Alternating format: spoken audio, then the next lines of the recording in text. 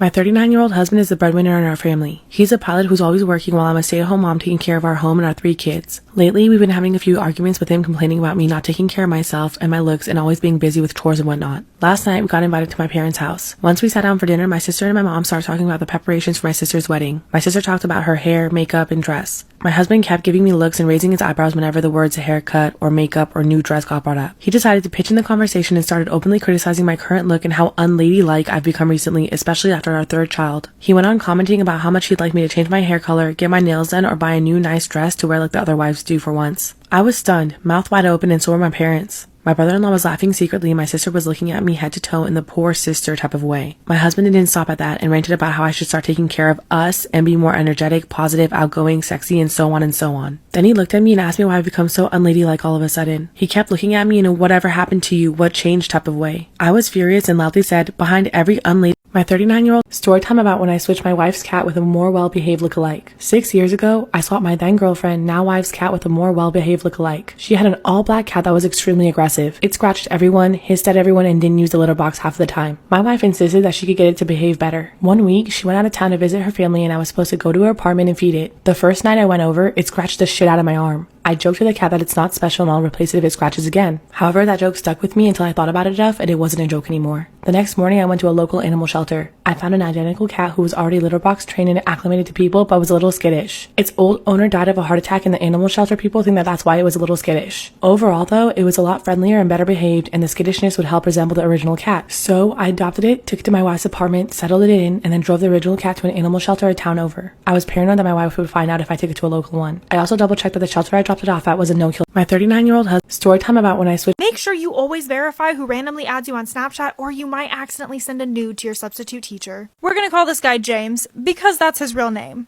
And I got a notification one day that James had added me on Snapchat. I guess he added me in the section where you can find suggested friends, but I immediately recognized his name. Even though I was a lot younger, he had went to my high school prior and I had even watched him in a play. I was studying drama at the time and it was just at a local theater. But it didn't take long after James added me for his Bitmoji to start popping up. So eventually I decided to answer his chats. And yes, this man was super attractive, but we really bonded over theater for a couple of days and then he randomly asked me for nudes. I, not being okay with that, politely declined. And then I straight up got ghosted. And this cycle continued to happen about 3 or 4 times. He talked to me for a few days, bond, and then asked me for a nude or for me to come over to his house. I would decline and then get ghosted again. Weeks later, the cycle happened again, and this time I gave in. I sent him a half nude and he didn't screenshot it, so I thought we were in the clear. After that, he sent a video of himself, and then I didn't hear from him for weeks. That was until I walked into my drama class. Make sure you always verify. This is why you should be careful who you marry. Once there was a man who hated his wife, so he came up with a horrifying plan. But he would never expect that she was one step ahead. He lied by saying he wanted to fix their marriage by taking her on a vacation to a hotel near the mountains. There they went to a long hiking trail near a cliff. His plan was to push her and claim it was an accident. But this went terribly wrong. As soon as they arrived near the cliff, his wife said something unexpected. "I know you hate me, but you have no idea how much I hate you." Then she revealed what she had done. Before leaving the hotel that morning, she wrote a note to the hotel manager saying she knew her husband was planning to push her off a cliff, and if anything happened, tell the police. Then she looked up at her husband and said, "Now there's no way you'll convince anyone this was an accident." Horrified, the husband said, "What accident?" But before he could finish, his wife jumped. By the time he went back to the hotel, the police were already waiting. This is why you This is the story of when my neighbor made me watch lesbian porn from when I was 4 years old up until I was 10 years old. So she was a year older than me, and since we were around the same age, our parents had us hang out with each other. I remember that I was 4 years old because she was in kindergarten and I wasn't yet. I remember one day I was waiting for her to get off the bus, and when she got off the bus, she took me into her computer room. She locked the door and told me that I can't tell anybody what she's about to show me. So it started off with just looking up lesbians kissing on YouTube. And obviously I had no idea what this was because my family's very conservative and I never learned about that. So this would go on probably every single time that we hung out, which was probably every day. And she even forced me to watch it in my own house, but there was no lock on my door, so we would put my toy boxes in front of the door so nobody would come in. Honestly, when I think about my childhood, that's the only thing that I really think about. And then it started getting physical. The earliest memory of it being physical was in her backyard on her trampoline. She had me go in a corner where nobody would see us. This is the story of when So my boyfriend ended up cheating on me with his stepsister. And also other girls as well. So once this first girl reached out to me and said that she had been dating Darren, I blew up in his face. She explained to me that they had been dating for a few weeks, so I ended up breaking up with him. But then he was blowing up my phone and threatening to unalive himself, so I got extremely worried. And I ended up just giving in to getting back together with him. And once I got back together with him, things were pretty much a smooth ride for 6 months. It didn't seem like he was talking to any other girls, and he would come to my mom's house on one weekend and then my dad's house on the other weekend. So we were seeing each other every weekend. And it was so nice until I got a message from a different girl who also claimed that they had been dating. So again, I blew up in his face and I broke up with him. Fool me once, shame on you. Fool me twice, shame on me. And once again, the manipulator in him made a reappearance and he blew up my phone just crying, saying that he was going to end his life, and again, getting me to fall for his stupid tricks. This time I decided to go about it a different way and get all the social media passwords. I would log in and check periodically, but if you guys remember, I did not have a Snapchat. So the day that my parents allowed me, so my boyfriend and Story time. So a girl named Taylor sent me this story, and her dad has had a very long history of being in jail. To be more specific, 45 times. Anyways, Taylor was in 3rd grade at the time when her grandmother was driving her to her little old school in Kentucky. She also was in a wheelchair because she broke her foot and she didn't want to use crutches. Anyways, everybody was in the cafeteria eating their lunch, gobble, gobble, gobble, when the school went into an emergency lockdown. And everybody knows that the lunchroom is the worst place to hide during a lockdown, so everybody went back to their classes, locked the doors, and started hiding. So when they get back to the classroom, Taylor pulls out her phone, and in 3rd grade, I had a flip phone for emergencies too, and she texts her dad and says, "Dad, are you alright? I'm so scared. What is going on?" And then the teacher gets an email saying the reason for the lockdown was that somebody escaped from the courthouse, and Taylor's dad had court that day. And if you haven't put 2 and 2 together, Taylor's dad escaped the courthouse. 5 minutes after the lockdown ends, Taylor's grandmother comes and picks her up, and Taylor's like, "Where's Dad?" And her grandmother nonchalantly said, "In the woods hiding. We have to go pick him up." So they drove to his location in the woods, they picked him up, put him in the trunk of their car, and drove home. Now I'm sure many of us have encountered little shits in supermarkets. Kids running around, knocking things over, being rude, but the worst are the biters. Today I was shopping in the grocery store when a biter got me. He broke skin too and I started bleeding. When I saw the blood on his teeth and the grin he had, the gears started turning and I got an idea.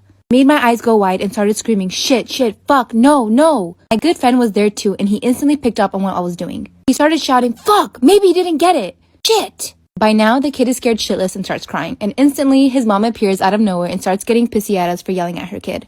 Here's the kicker. I look her straight in the eye and say, "Ma'am, get your son tested as soon as possible. He just bit me and I'm HIV positive." And now there's silence, not a peep in the entire store. Brat knows he just fucked up big time because his mom isn't defending his ass. He stares at me wide-eyed and I walk away from them to buy my groceries. All while blood is dripping from my calf, making a nice little trail on the floor. Just as we're about to leave, we start to hear the mom sobbing like the little she is. My mother-in-law tampered with my birth control, resulting in me getting pregnant 3 months postpartum. My husband, 22 male, and I, 20 female, welcomed our daughter into the world 18 weeks ago. She's a darling baby and really pretty easy as far as newborns go, except for one. She wasn't a son. My in-laws were obsessed with the idea of us having a son, to the point that they denied she was a girl up until the moment she was born. Why? Because the bloodline follows the father. If you don't have a son, our family name will die out. The day they came to visit in the hospital, my in-laws asked when we would be trying for another baby. We kind of just laughed it off, but my mother-in-law got more insistent, straight up telling us, "Y'all need to try for a boy." Over the next month or two, the conversation about us having another baby sort of tapers off into little comments every now and again. Around this time, mother-in-law started coming over daily. Do you like taking pictures of your friends and family? One woman took photos of her daughter, but what she saw after the photos were developed was terrifying. So her daughter always dreamt of being a ballerina, until one tragic day when she fell ill. The doctor said that she didn't have long. She quickly lost a lot of energy and soon could barely leave her bed. But one day when her mother came into her room, she was dancing again. Her mother was so happy. She grabbed her film camera and began taking photos, and soon after something horrifying happened. Her daughter's eyes rolled back and she fell on the floor. She was quickly taken to the hospital, where doctors said that she succumbed to her illness because the dancing was too much for her heart to handle. However, when her mother developed the photos that she took earlier just to remember her daughter by, she could not believe what she saw. In every picture, she saw a dark shadow standing behind her daughter, clutching her head and pulling her back and forth. Something in her daughter's room was forcing her to dance. Do you like taking pictures of your friends? Story time about the guy who pretended to be gay in high school to get closer to all the girls. So it was the first day of my freshman year, and at lunch this guy came and sat with me and my friends. And we were super confused because he was like one of the popular boys. And we were like, "Oh, why aren't you sitting with your friends?" And he's like, "Oh, because ever since I came out as gay, they don't want to be friends with me anymore and they're being super mean to me." So we felt really bad and we started getting to know him, and he was actually a really cool person. So we started inviting him to our sleepovers and everything like that. And because he was gay, we felt really comfortable getting dressed around him, talking about things that we wouldn't talk about in front of anybody. So like 2 months go past, and at this point he knows so much about us, like stuff that nobody else knew. Like, he even knew that one of my friends was born with both private parts, which is something that she never told anybody except for me and the girls in my friend group. Well, we're all on FaceTime the one day, and my friend goes, "Oh, have you ever seen boobs before?" And he goes, "No." So we all lift up our shirt like for part 2. My boyfriend and I have been dating for over 3 years. His birthday was coming up and I wanted it to be special. I decided to pick out a day where I went to the mall and got things that I thought he'd like and put it all together as a big present. While I was there, I ran into a friend of his named Matt. I told Matt what I was planning, and since he was his close friend, I asked him if he'd be willing to help me pick out some things. Matt of course agreed, so we hit up some shops to find things that we both thought my boyfriend would really like. My boyfriend and I had recently moved in together and I knew that he was working, but his job's hours are always changing, so I didn't know when he'd get home. I didn't want him to catch me red-handed with all of the things before I hid them, so I asked him what he was doing and when he'd be home. That's when he told me that he was already off work and hanging out with Matt at the bars. This immediately stopped me in my tracks because there was no way he'd be hanging out with him since Matt was just a few feet away from me in the store. When I told Matt, he was confused too because he was never asked by my boyfriend to hang out at the bar. We have a very trusting relationship, so normally I'd believe him, but in this case I knew that it was a lie. I wasn't sure what to do because he's never lied to me before, or at least I've never caught him in a lie like this. That's when I decided to go home and wait for him. My daughter Savannah is the CEO of faking illness to get out of school. So when she does not feel like being there, she will go to the nurse's office and complain to them that she is really not feeling good so that they call me and I have to go get her. Well, one day after this happens, I walk into the administrative office and everybody is really concerned because Savannah is sitting in a chair like so dramatically like, "Hi, Mom." And like when I saw her, I burst out laughing. I was like, "Oh my God, are you okay?" And everybody looked at me like I was some really bad mom. Like, "Oh my God, why aren't you more concerned?" But as we were walking out, she was walking really slow and actually didn't look good. So even I was a little concerned. I was like, "Oh my God, honey, are you okay?" Until we got to the car when Savannah looks at me and goes, "You know what, Mom? I feel better now." And I was like, "Savannah, are you serious?" And she's like, "Mom, do you maybe want to go to Starbucks and have like a girls' day?" And I was like, "Honey, what kind of question is that? You know I do." My daughter Savannah is the CEO. This is a story of the time that I caught my neighbor's mom talking smack about me. So I don't know about you guys, but every single Wednesday in my middle school, we would have a bagel sale. And some people's parents would come in to help out. And my neighbor's mom was one of those parents. And I had a best friend at the time whose mom would also work at the bagel sales. But this best friend of mine, her mom never let us hang out with each other because she felt that I was a bad influence on her. When in reality, it was the complete opposite. She was the one that snuck the boys in her house, if you guys remember that story time, where they peed in a flower pot. So basically her mom wouldn't let us hang out. And sometimes my friend would go with her mom in the morning, basically as a ride to school, and to help out with the bagels too. And one day when she went in with her mom, my neighbor's mom also was there too. So my friend starts eavesdropping into their conversation, and my friend's mom brings me up and says how much of a bad kid I am and a bad influence. And my neighbor's mom was like, "Oh wow, that's my neighbor, like we always suspected something bad about her, our whole entire neighborhood knows this about her," basically making stuff up about me. So then I go home crying, tell my mom. This is a story of the time that Am I wrong for giving my daughter's vegan friend meaty... Sorry. Do it again. Wait. Okay, Bisma. Am I wrong for giving my daughter's vegan friend meaty meals during sleepovers? My daughter and her friend Em are both 12 years old and like to have sleepovers every now and then. Em's family maintains a strict vegan diet where she isn't even allowed to drink milk.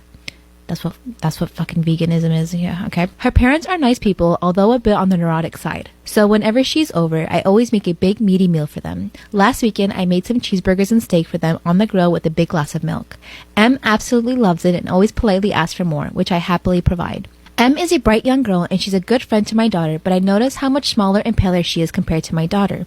Am I wrong for blowing up on my dad for asking me to pay for a family dinner? I, 27 male, lost my mom at 15 in a road accident. I was a fairly airheaded kid in school and was graded academically. My dad, 48 male, remarried to Isabel 10 months later for my care. The 2 years after my mom's passing were extremely hard on me. Isabel was temperamental with me, sometimes nice or almost ignoring me. She had a son who was 2 years older. We practically had no relationship as he moved for college around the time they got married. When I was 17, I was going through old pictures. I ran into some domestic pictures of Isabel and my dad. I realized many of them were from Seattle. Only time my dad was there was when he had been working on site for weeks the year before my mom died. there had been a fight between my parents about the on-sites not bringing the family extra money. I realized that my dad was probably cheating on my mom with Isabel prior to her death. I don't know if my mom knew this, though I think so. I kept it quiet because Isabel was pregnant with my stepsister at this time. I found out later that year that my mom had left me as her sole inheritor, which was quite some money. Her parents' inheritance money and 50% of the house. This had helped me. Am I wrong?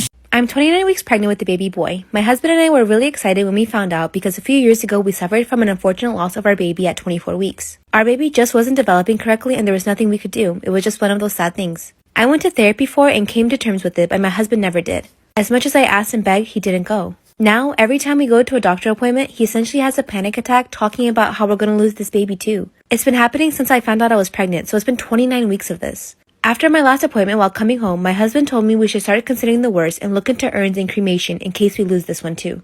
This is where I told him he needed to go to therapy and I wouldn't be having him come with me to any more appointments because he's stressing me out. He told me I'm being unreasonable and he's being realistic, that I can't stop him from going with me because it's his baby too. This was last week and he has been cold and still hasn't made a therapy appointment and honestly has been kind of hostile towards me.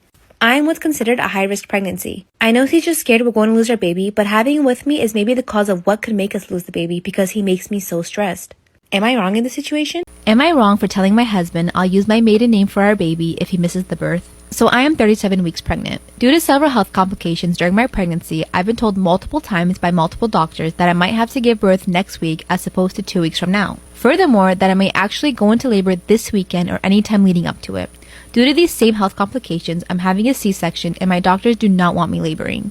So, should I go into labor, they are most likely pushing me through as an emergency C-section. My husband knows all of this. However, he's holding on to the 2% chance they give him that the baby could last the 2 weeks. His sister is also pregnant, 4 weeks behind me, and her baby shower is this weekend. It will be over an hour away and that's without traffic.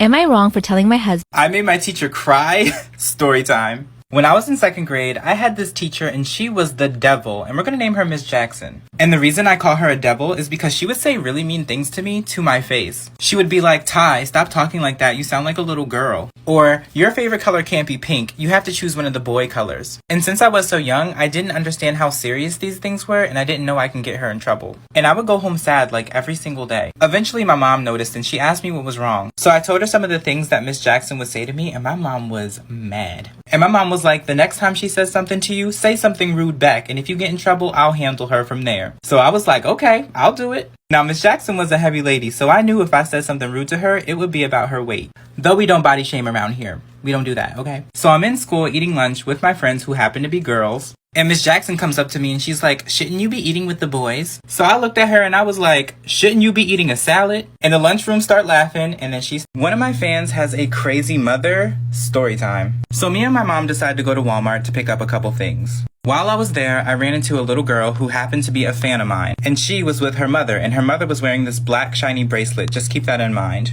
So they come up to me and they're super nice at first and her mom's like, hey, my daughter's a big fan of yours. Do you mind taking a picture with her? So of course I'm being really nice back and I'm like, yeah, sure, why not? The little girl comes over to me and she was really cute too, but she stands next to me so her mom can take a picture of us. Then her mom goes, give him a hug, sweetie. And I didn't really want to do that because of social distancing, but I didn't say anything. The little girl actually opened up her mouth and she was like, Mom, I don't think I can because of social distancing. And all I said was, yeah, it's probably best that we don't. As soon as I said that, her mom starts flipping out. She calls me a horrible person, makes her daughter unfollow me, and then they storm off. And me and my mom were just like, what?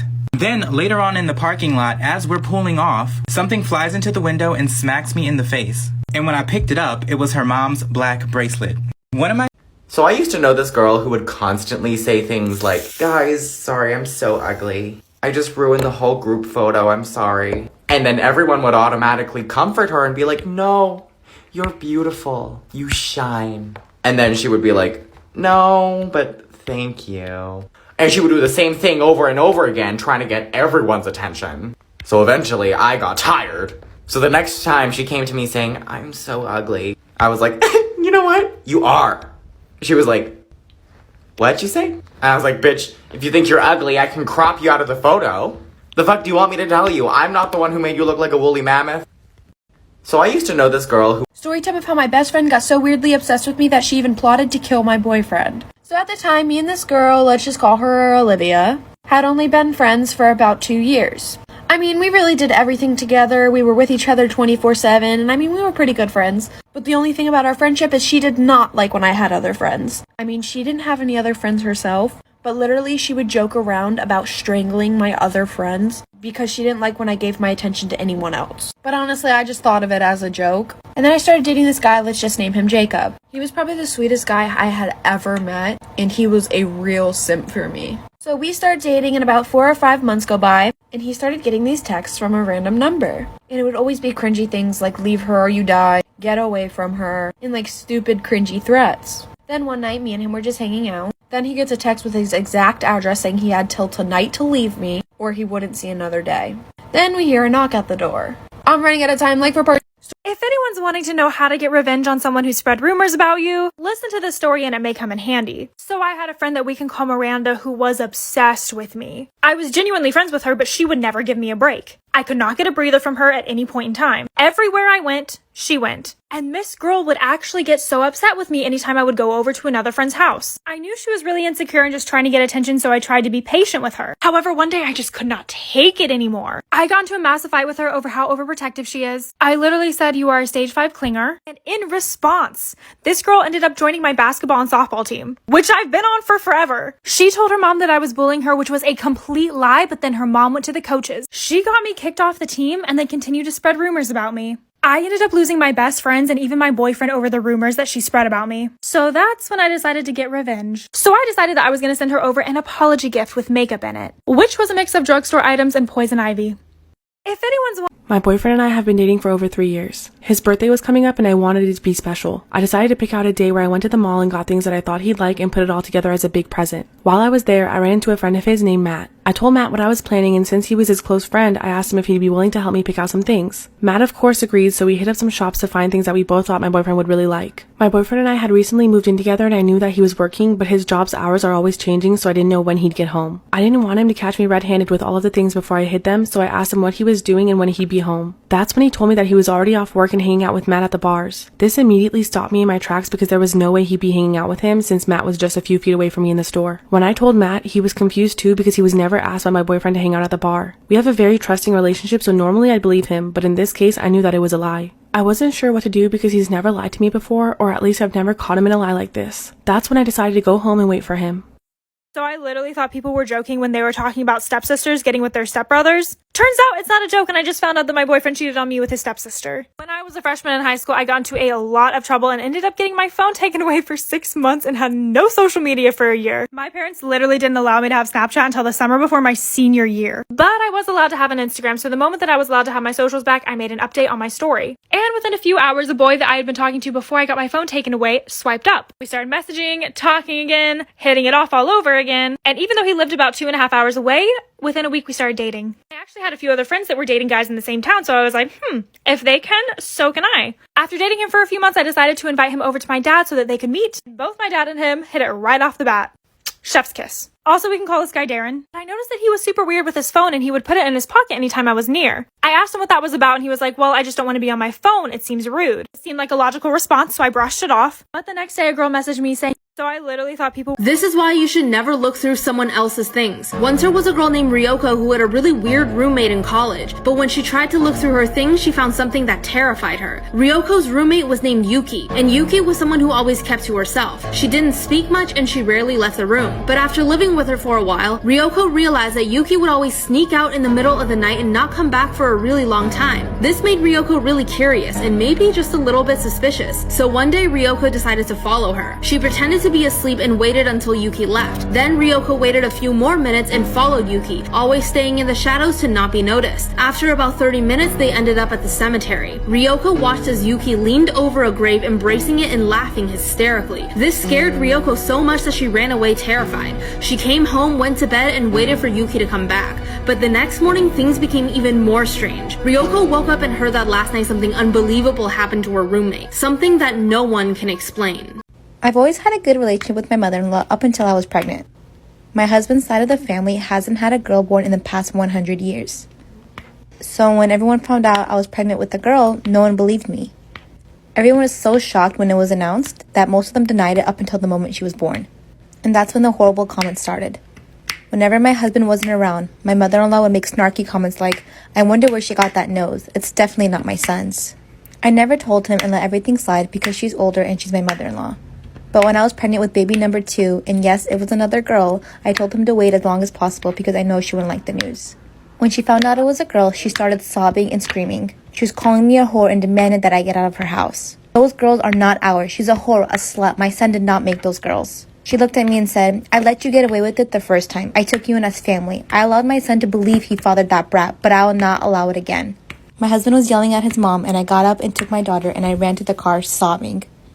This story was submitted to me by a follower who would like to remain anonymous. When I was 14, I had a best friend named Lucy, and we had one of those friendships where we were really close really quickly, which I now know is a red flag and usually a sign of a toxic friendship. But I was too young to know this then. Our favorite thing to do together was hang out at the mall. Our parents would let us go alone as long as we abided to one rule. We had to stay together at all times, and we were always pretty good about that. One night we were having a sleepover at Lucy's house and her Uncle Mike came over for dinner. Uncle Mike was pretty loud and goofy. He showed us like 8 magic tricks that night. I liked him. He was fun. But as I was helping clear dishes after dinner, I overheard Mike and Lucy's mom having a hushed conversation in the kitchen. She was like, "You've had too much to drink. Why don't you just spend the night?" So Mike ended up sleeping over that night too. Right before going to sleep, Lucy's mom came into the bedroom, and she told us to remember to shut the bedroom door before falling asleep. When I asked Lucy why she said that, Lucy just shrugged and said, "I don't know." But we made sure the bedroom door was shut just like she asked. In the middle of the night, I woke up to the feeling of someone tickling my feet.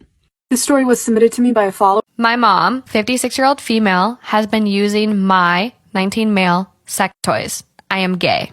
Bad roommate vibes. Yeah. I've been a collector of toys from a certain company recently. I take care of my collection, but a couple of them have gone missing recently. One of my, quote, friends has found its way into my mom's shower. I know that he doesn't have a mind of his own, so someone's been taking him places. This is the weirdest situation I've ever been in. Anyone got advice for the next step? When I was in my 20s, I froze 10 eggs. When my husband and I were ready to have kids, I ended up getting pregnant naturally. I'm currently 35 and had my baby a year ago. We do want 2 more children, so we will likely use a few of the eggs. My sister, who is 30, has a 12-year-old daughter and has recently gotten married. Even though she was young, my sister's first pregnancy was a struggle. She's been told that she will probably not be able to have another baby. So her and her husband asked me if they can have 1 or 2 of my stored eggs. I instantly told her no, I would feel really weird about it. I then told her if she paid me a substantial amount of money, I would let her have 2 eggs. I gave her a price of $5,000. She's really torn up and blaming me for not being able to enjoy sharing a child with her husband. I told her she can find a donor egg somewhere else, but she said she wants a baby related by blood. If she can't afford $5,000 for the egg, she can't afford another baby. She has now gone to whine to any family member that will listen. My parents have been begging me to help my sister start a family. They said if her husband decides to leave her because he wants kids, it'll be my fault.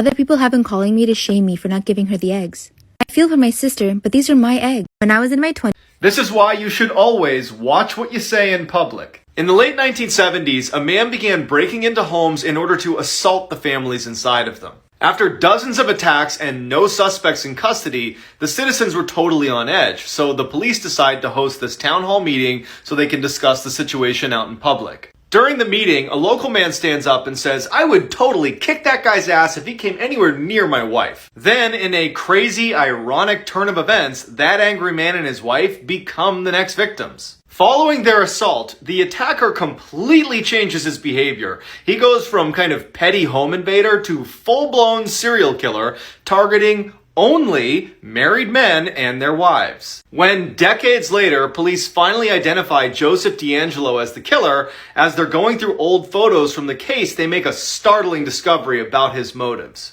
D'Angelo had attended that town hall meeting.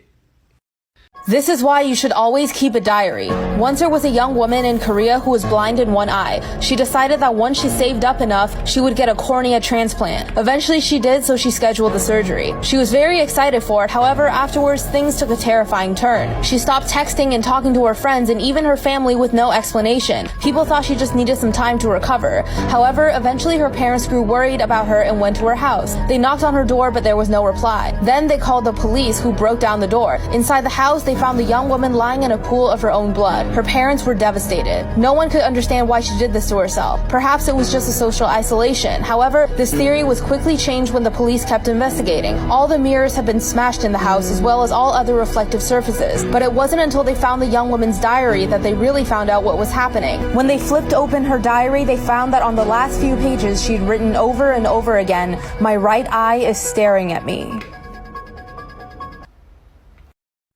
My friend that spoke Spanish was the only one that was able to actually talk to the police. They told her that if we didn't pay for the damages to the house in cash, we weren't leaving the property. We had the money to pay for it, but not in cash because they were wanting over $2,000. We were all freaking out thinking that we were going to be held hostage here in Cabo forever. We all called our parents, who then contacted the U.S. Embassy, and before we knew it, our faces were all over the news with the headlines, 15 American college students held against their will in Cabo. At the moment, there was nothing we could do, so we just decided to go back in the house and sit down and wait. I guess the property manager had also ended up calling a maid service to help clean up the damage done inside the house. Whenever the maids got there, we explained to them what was going on and that we were absolutely terrified. Luckily, they had already seen the news, and so they were willing to help us. They moved all their cleaning supplies into the house and backed their van into the garage. They explained to my friend that if we all got in the van, they would drive us to a nearby hotel where we could stay the rest of the trip. The police were guarding the front door, but we all snuck around them and ended up getting out. We did have to stay in a gross hotel for about a week, though. This is why you should always sit in the back seat. Vivian was spending a year in Korea when something terrifying happened. One night she was going out with her two roommates who spoke Korean, and at the end of the night they decided to get a taxi home. Vivian sat in the front and her two roommates sat in the back. This would be her first mistake. The driver spoke really good English and began telling jokes. Vivian found them really funny, but soon realized that her roommates weren't laughing. In fact, they had a strange expression on their faces. Vivian said what's wrong, but they wouldn't answer. Suddenly, one of her roommates said something to the driver in Korean, and he pulled over on the side of the road. Vivian knew something was wrong. They weren't anywhere near their apartment, but her roommates got out of the taxi and started walking away quickly. Vivian paid the driver, then got out to follow them. And that's when she found out the truth. Her roommate said, "Did you hear it? It was coming from the trunk of the taxi. A woman's voice saying, 'Help me, help me.'" I entered my office and didn't find my camera. I freaked out, and my husband told me to calm down because his sister took it with her to the beach. He assured me it was in safe hands, but I kept worrying about it and was upset by the fact she took it, and he gave her the key. She got back at 7 p.m. and was pissed, talking about getting in a fight with her boyfriend after seeing him with someone else at the beach, and it ruined her day. She started crying loudly and cussing him out. I asked for my camera back. She said she didn't have it. She left angry after the encounter and forgot her sunglasses, cream, hat, and my camera at the beach. Her friend picked some of the stuff and brought it back, but the camera apparently got stolen. I started yelling, calling her irresponsible and reckless, and this was a $2,000 camera she left behind. She started apologizing, then tried to blame it on her now ex-boyfriend for getting her into a fight with the girl. This is why you should be careful who you marry. Once was a man who hated his wife, so he came up with a horrifying plan. But he would never expect that she was one step ahead. He lied by saying he wanted to fix their marriage by taking her on a vacation to a hotel near the mountains. There they went to a long hiking trail near a cliff. His plan was to push her and claim it was an accident. But this went terribly wrong. As soon as they arrived near the cliff, his wife said something unexpected. "I know you hate me, but you have no idea how much I hate you." Then she revealed what she had done. Before leaving the hotel that morning, she wrote a note to the hotel manager saying she knew her husband was planning to push her off a cliff, and if anything happened, tell the police. Then she looked up at her husband and said, "Now there's no way you'll convince anyone this was an accident." Horrified, the husband said, "What accident?" But before he could finish, his wife jumped. By the time he went back to the hotel, the police were already waiting. This is why when something seems too good to be true, it probably is. Once a newly married couple was searching for houses they could buy, and they came across a beautiful house with a suspiciously cheap price. They couldn't see anything wrong with the house, so they just thought they got lucky. They moved in quickly. But one day the husband was walking down the hallway when he found a red crayon on the floor. He thought maybe the previous residents had left it behind, so he just threw it out. The next day he found another red crayon lying in the exact same place. This time he asked his wife about it. His wife looked shocked. She confessed that every day since they've moved in, she's been finding red crayons in the hallway too. Then the husband tried to tap on the wall at the end of the hallway and heard a hollow sound. He began peeling off the wallpaper and found a sliding door behind it. It was as if someone had tried everything they could to keep anyone from finding this door. He tried to open it, but the door was nailed shut. Then he took a hammer and pried off the nails one by one. He opened the door to find a small room with words scribbled in red crayon all over the walls. It said, "Mommy, I'm sorry, let me..." This is why am I the asshole for throwing wine on my mom at my brother's wedding? My mom and I have always had a difficult relationship. I'm her scapegoat and my brother is her golden child. He can really do no wrong in her eyes. I'm expected to do housework every time I visit, while my bro sits around doing nothing. So I don't visit much and I just avoid her. Despite all this, bro and I are still very close, and I'm good friends with my sister-in-law. My mom has treated sister-in-law like shit ever since she started dating my brother 5 years ago. My bro and sister-in-law brother-in-law got married in October. They seized the COVID opportunity to have something small, 20 guests total, and it was in their backyard. My mom showed up in a floor-length white dress. Sister-in-law looked like she was going to cry when she saw my mom. So, without thinking, I just grabbed a bottle of red wine. No! Uncorked it and dumped the whole thing down my mom's front. Mom flipped out, but couldn't scream at me because there were so many people around. So she just left with my dad and came back wearing a green dress. Oh my god, okay, so it worked. Am I the asshole for My sister can see ghosts? Story time. When we were younger, my sister used to claim that she could see ghosts all the time, but I never really believed her until this one night. I decided that I was gonna sleep with my sister in her bedroom this night. A night that I will never forget. Now, my sister is someone who snores, very loud, I might add. So whenever I would sleep in her bedroom, I would hear her snoring throughout the whole night. Well, on this particular night, I could hear her snoring, but then all of a sudden she gets silent. I look over to see if she's okay, and she's propped up in bed and pointing at the closet. And she's kind of freaking me out, so I'm like, "Are you okay?" And she turns to me with this really scared look on her face, and she says, "There's someone in the closet." And as soon as she says that, something spooks her and she runs out of the room. But the creepiest part about this whole situation is that after she left, I heard footsteps run out the room after her.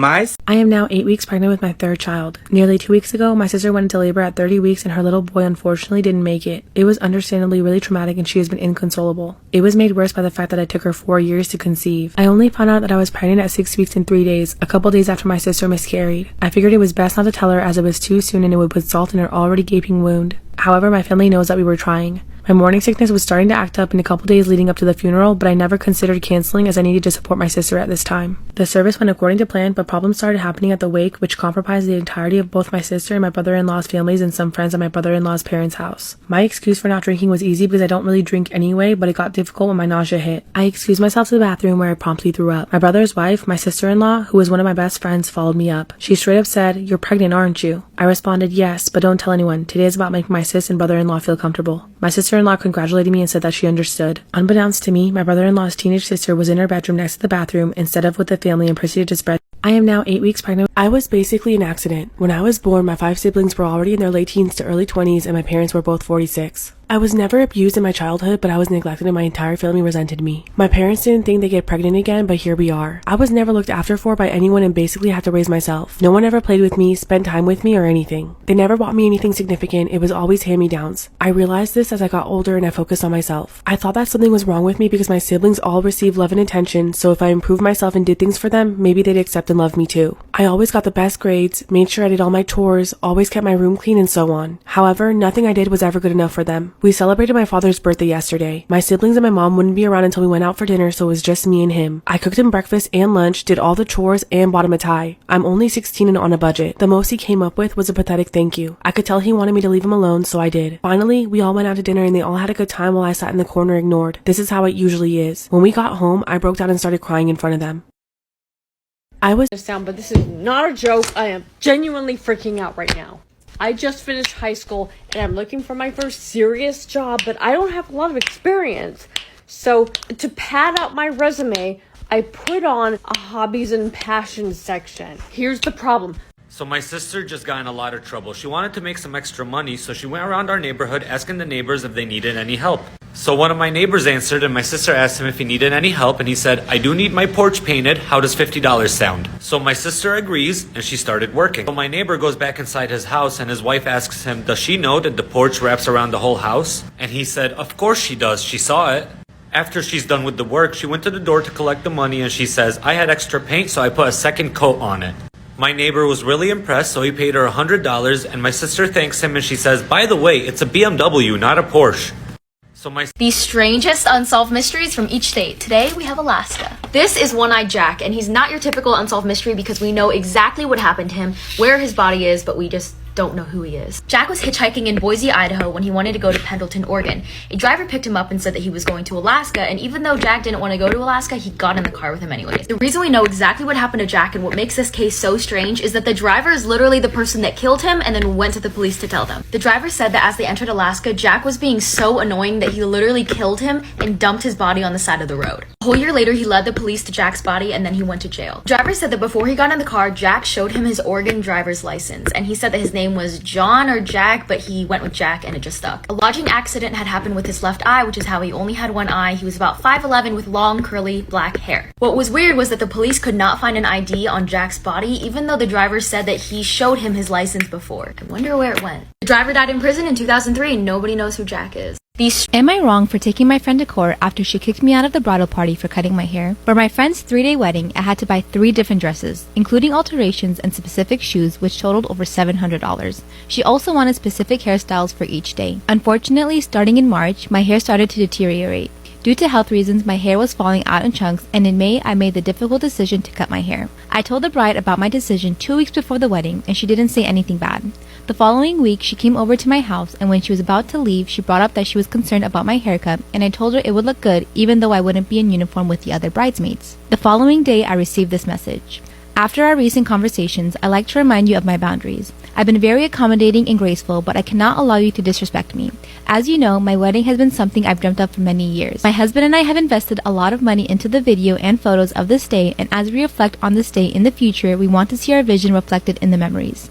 Am I wrong for taking— I made my teacher cry. Story time. When I was in 2nd grade, I had this teacher and she was the devil, and we're gonna name her Miss Jackson. And the reason I call her a devil is because she would say really mean things to me to my face. She would be like, Ty, stop talking like that, you sound like a little girl. Or, your favorite color can't be pink, you have to choose one of the boy colors. And since I was so young, I didn't understand how serious these things were, and I didn't know I can get her in trouble. And I would go home sad like every single day. Eventually my mom noticed and she asked me what was wrong. So I told her some of the things that Miss Jackson would say to me, and my mom was mad. And my mom was like, the next time she says something to you, say something rude back, and if you get in trouble, I'll handle her from there. So I was like, okay, I'll do it. Now, Miss Jackson was a heavy lady, so I knew if I said something rude to her, it would be about her weight. Though we don't body shame around here. We don't do that, okay? So I'm in school eating lunch with my friends who happen to be girls, and Miss Jackson comes up to me and she's like, shouldn't you be eating with the boys? So I looked at her and I was like, shouldn't you be eating a salad? And the lunchroom started laughing, and then she started crying.